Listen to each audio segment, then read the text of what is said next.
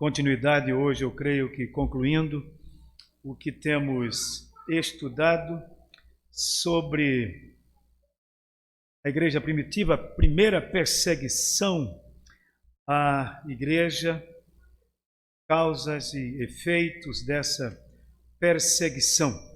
E nós vamos abrir a Bíblia, Atos capítulo 8, nós vamos ler hoje, vamos meditar hoje nos versículos 26 a 40, Atos 8, 26 a 40, hoje trabalhando especificamente sobre os efeitos da perseguição. Atos 8, 26 a 40. Vamos ler o texto sagrado.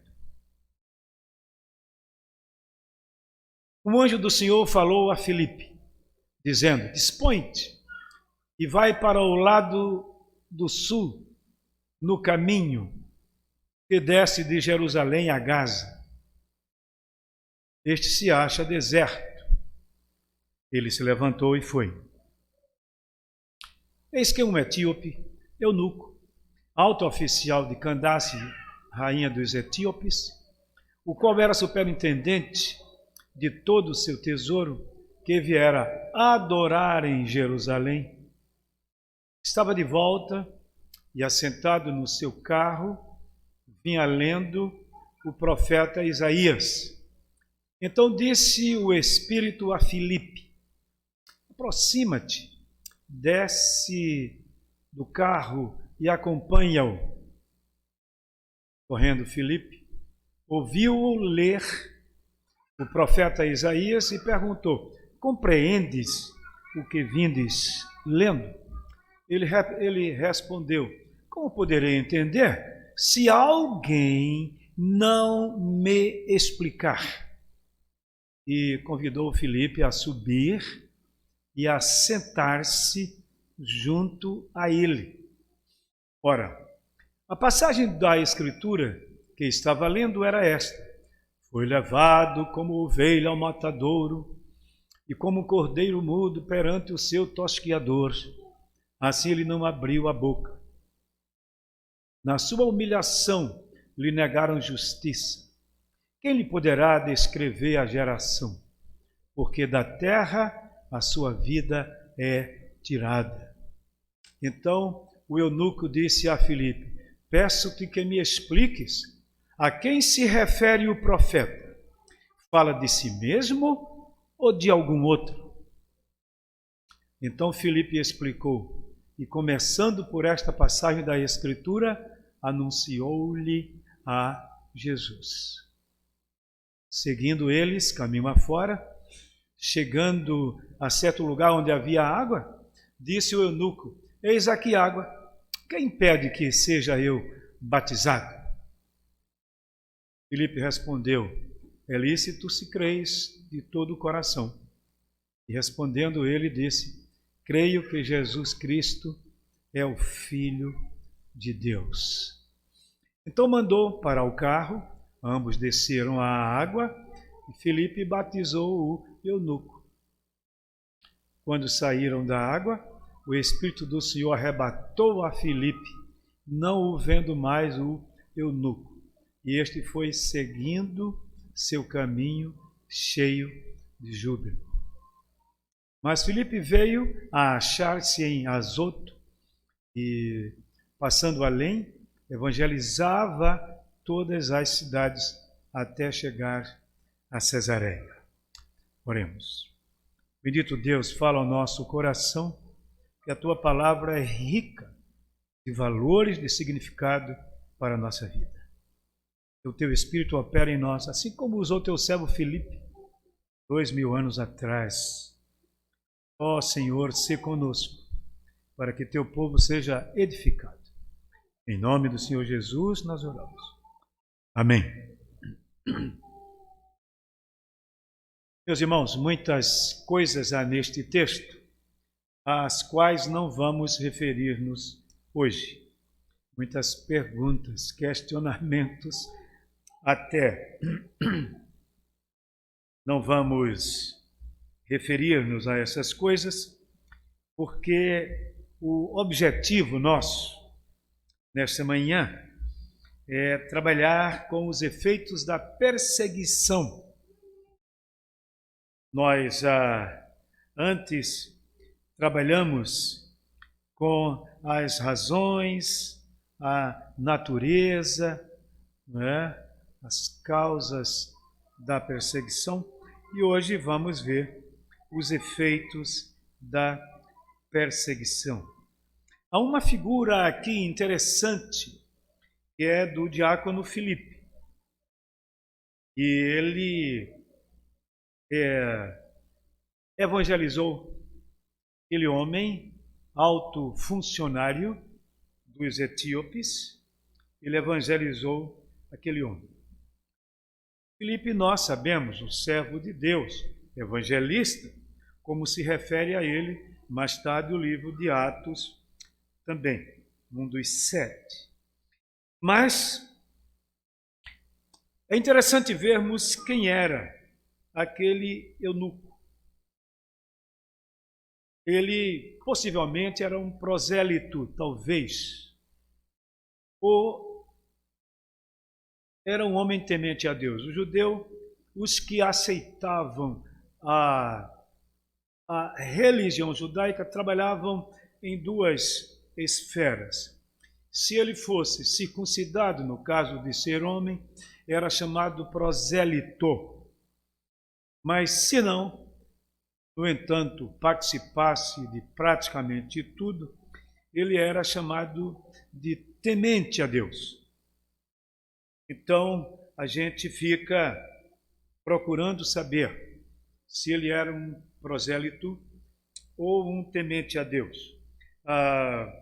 Existem pensamentos diferentes, nós não vamos trabalhar com isso, porque o nosso objetivo aqui é o que veio depois. Lucas compara Filipe ao profeta Elias. No segundo livro dos Reis, capítulo 1, versículo 3, podemos ver aí o versículo 29 aqui, comparado lá, e nós, como eu disse há pouco, não vamos trabalhar com alguns questionamentos que há aqui. Uma coisa fica certa aqui: a perseguição abriu espaço para que aquele momento de evangelização pudesse acontecer. Não somente isso, Filipe conscientemente era instrumento de Deus para aquele fato. Então, repito, não era por acaso, de jeito nenhum. O versículo 27 fala sobre quem era aquele homem. É uma terra onde hoje fica o Sudão, certo? E a palavra eunuco aqui era um tipo de título oficial, mas também podia ser um homem que por natureza não podia gerar filhos, ou havia se submetido a alguma cirurgia, entre aspas, para que isto acontecesse. Há detalhes aqui que nós não queremos nos deter. E, em certo sentido, era uma prática pagã, certas coisas que havia em outros lugares, e nós não queremos entrar nesse mérito. Possivelmente era um homem temente a Deus. Existe uma corrente aí de comentaristas que afirma, certo, que ele era um homem temente a Deus. Outros acham que ele podia ser um prosélito também. Neste caso, ele estava lendo Isaías 53. E é interessante aquele texto. E as perguntas que ele fez. Rapidamente eu quero dizer que quando ele disse assim, está falando de si mesmo ou de outro? Essa pergunta é interessante e nós poderíamos passar um longo tempo aqui, porque os judeus interpretam Isaías 53 como sendo para eles mesmos. Eles não aceitam que o profeta está ali se referindo a Jesus. Eles não aceitam isso. Eles entendem que era para os próprios judeus. Há uma corrente muito forte que trabalha sobre isso. Mas o importante aqui é que ele estava lendo o profeta Isaías. E exatamente quando diz assim, quem creu em nossa pregação? Isaías 53.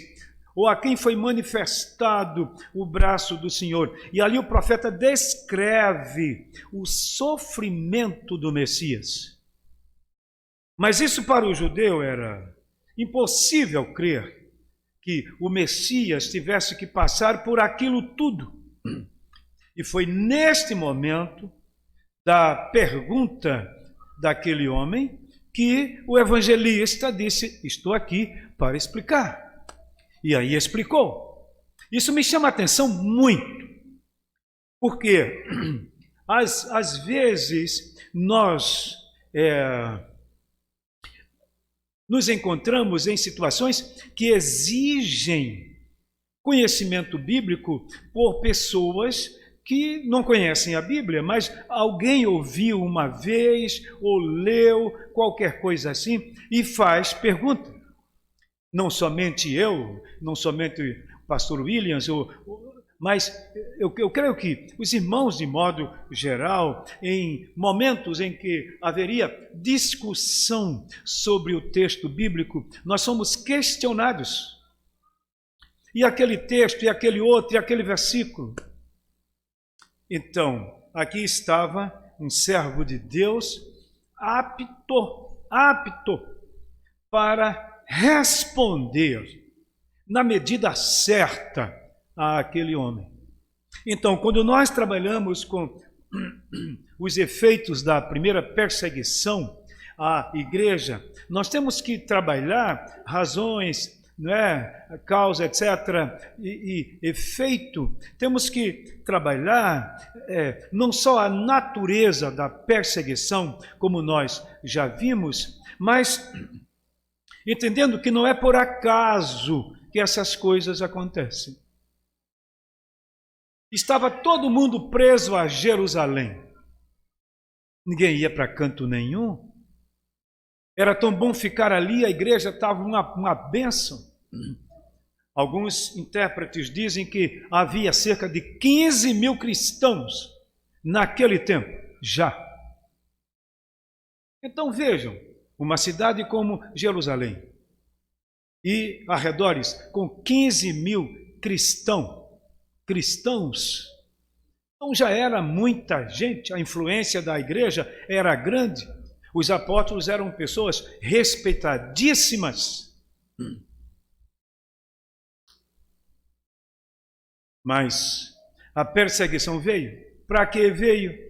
Então, o efeito da perseguição foi exatamente este: levar a igreja a sair de onde estava. Que mensagem para nós esta? Preciosíssima mensagem para nós.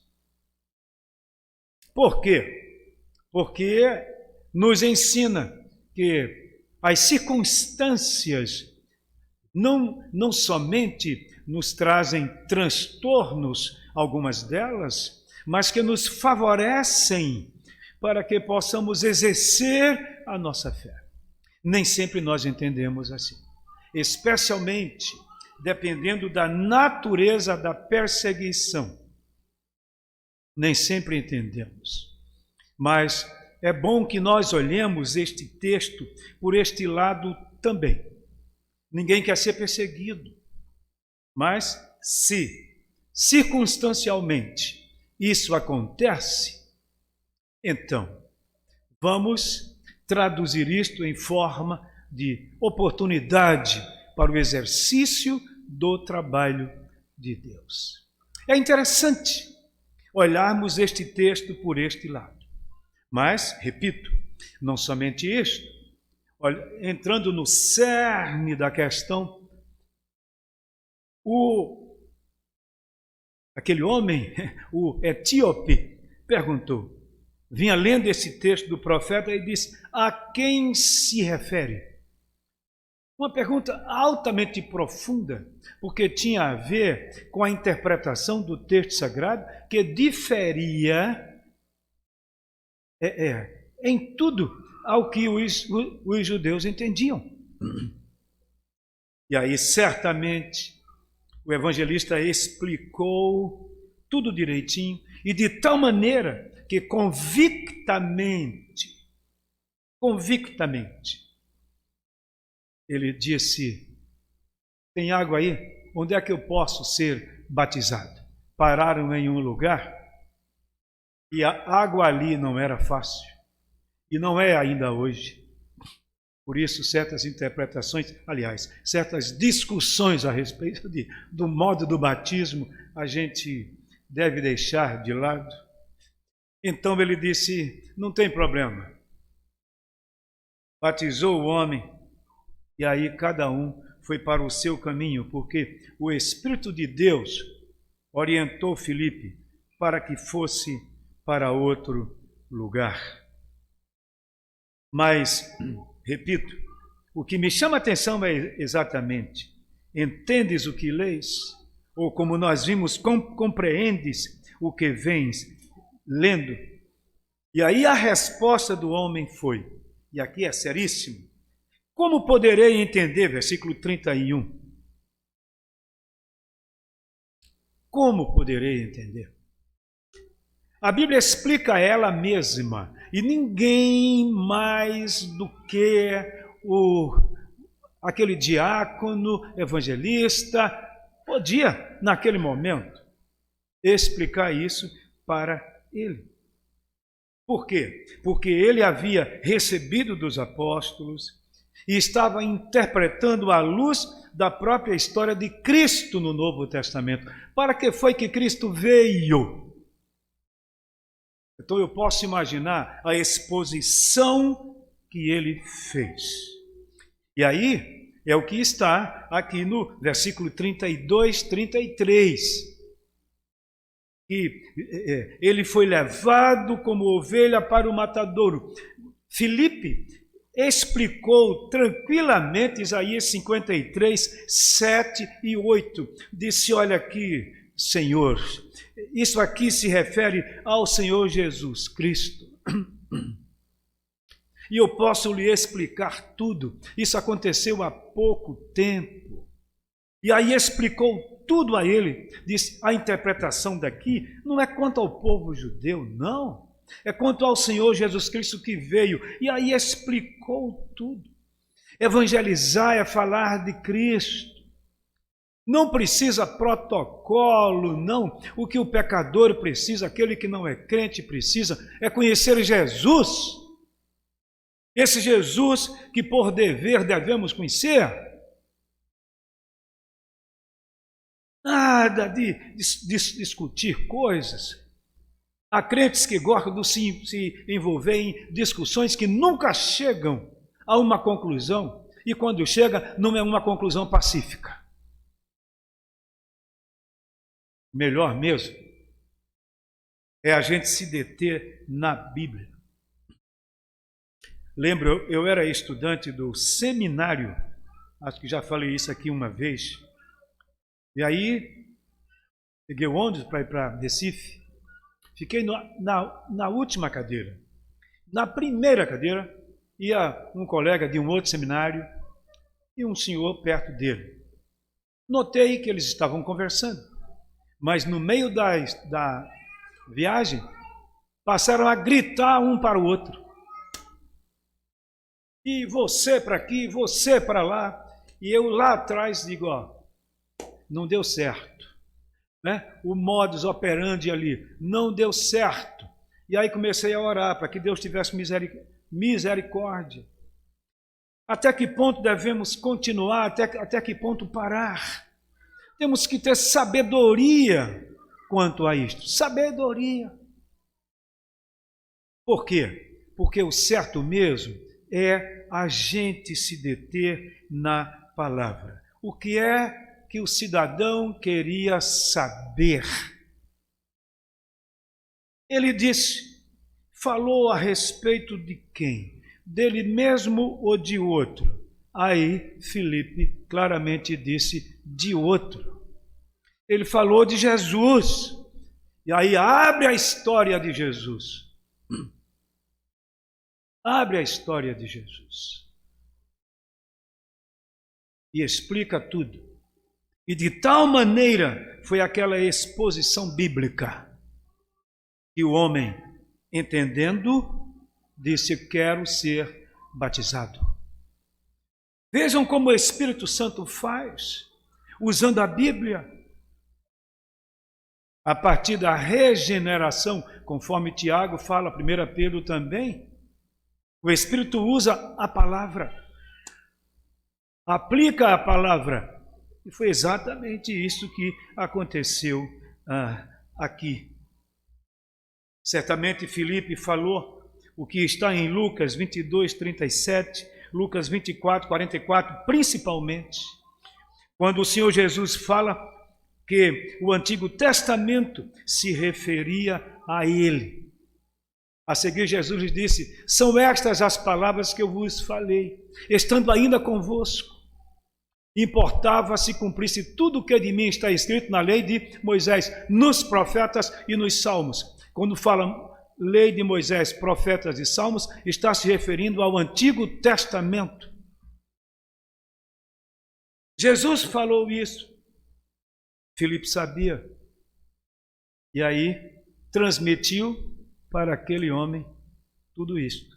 E o resultado foi conversão. Meus amados irmãos, eu sei que todos aqui sabem disso. O que muda o coração é a palavra devidamente aplicada pelo Espírito Santo. Não devemos envolver-nos em discussões que são infrutíferas. Há pessoas que não querem ouvir a palavra, querem discutir. Eu já disse não a um cidadão que estava querendo discutir coisas que ninguém pode explicar. Não há razão, é perder tempo. Agora, se puder citar a palavra, pelo menos um versículo, cite. Era isso que aquele cidadão precisava ouvir. Versículos 34 e 35 diz que Filipe anunciou-lhe a Jesus. O cerne da palavra de Deus chama-se Jesus Cristo. Quero entrar aqui na discussão dos teólogos aí sobre o significado central da Bíblia, mas estou afirmando que o cerne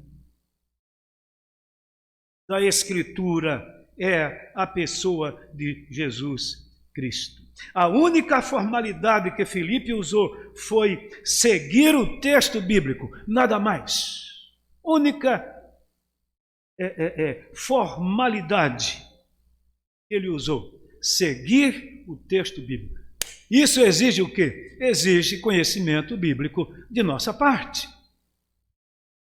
Por isso, devemos ser especialistas em Bíblia. Meditar na palavra de Deus todos os dias. Porque é isso que faz diferença, tanto na nossa vida, como no nosso relacionamento com quem não conhece a palavra de Deus. Por isso, devidamente consciente de tudo o que lhe tinha sido falado, disse, eu quero ser batizado, entendeu? Naquele tempo, creu, é batizado. Ele não ia esperar 1 mês, 2, 3, discipulado, coisa assim, não havia tempo. Ele simplesmente pediu para ser batizado. Eis aqui água, versículo 36. E aí, Filipe batizou o eunuco, versículo 38. nós precisamos rever algumas coisas. Eu sei que muitos procedimentos da igreja, eu falo igreja de modo geral, hoje tem muito a ver com o contexto histórico e nós devemos respeitar, porque enquanto ali houve convicção por parte do eunuco, o que estava sendo evangelizado, houve também por parte de quem estava evangelizando, não havia dúvida sobre isto, mas muitas vezes, hoje, muitas pessoas aderem, olha o que eu estou dizendo, muitas pessoas aderem à igreja porque admiram o estilo de vida da igreja. Eu já falei aqui, ano 313, Constantino declarou quebra, né? Não permitir mais perseguição aos cristãos. Até ali os cristãos haviam sido perseguidos a partir do ano 313, com aquele decreto de Constantino, a igreja não mais era perseguida. E pela forma como a igreja vivia muita gente aderiu à igreja por causa do tipo de sociedade que a igreja apresentava ser. Um povo sério, honesto, bondoso, um povo que gostava de servir, um povo de um procedimento ímpar que na sociedade pagã jamais se pôde ver. Então, fazer parte dessa igreja todo mundo quer. E aí muitos entravam, como diz o Dr. Robert Nichols, no seu livro de História da Igreja, ele diz que muitos entraram com um matulão de pecado na vida da igreja, mas que não houve conversão. E aí nós sabemos a história. O que aconteceu à vida da igreja a partir dali. Então nós vivemos nessa condição. Primeiro, ver se a pessoa é convertida mesmo ou não. Vamos para o discipulado, para ver a reação, e assim vai. Muitas vezes fazemos isso, naturalmente fazemos isso. Mas naquele tempo não. Sabe por quê? Porque quem dizia eu sou cristão naquele tempo, estava declarando que estava pronto para ter a sua cabeça jogada no chão a qualquer momento. Não havia segurança. Houve tempo em que, por ordem do próprio império e das autoridades judaicas, muitas vezes, matar um cristão estaria fazendo um bem à sociedade. Como ficamos nós nisso? Quero concluir com o versículo 37. Que está entre colchetes, porque não está nos melhores documentos. É lícito se creis de todo o coração. E respondendo ele, disse, creio, que Jesus Cristo é o Filho de Deus. Durante muito tempo, essa declaração foi a profissão de fé dos cristãos. Você crê que Jesus é o Cristo, é o Filho de Deus? Sim, creio. Então, você é um cristão. Então, meus amados irmãos, voltando para nós concluirmos, só dizendo que a maior arma da nossa evangelização não são as técnicas, aquela que a gente aprende no chamado evangelismo explosivo. Se aprende, é ótimo, não perde.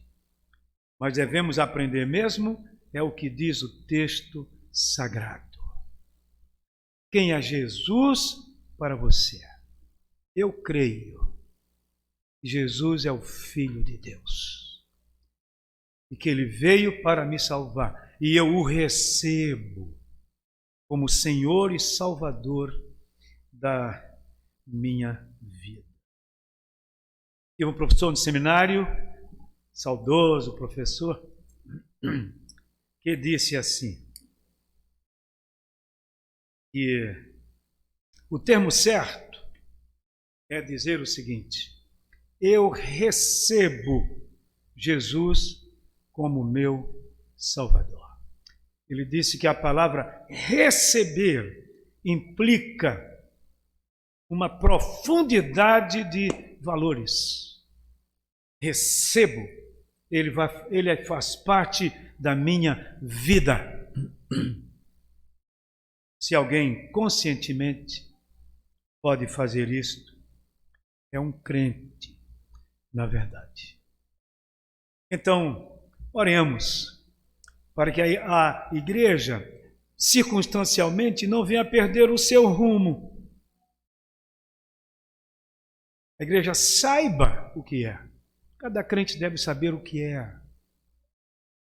Há tanta gente que, por causa de coisas aí tão sem valor, perde a comunhão com o irmão, perde a comunhão com a própria igreja.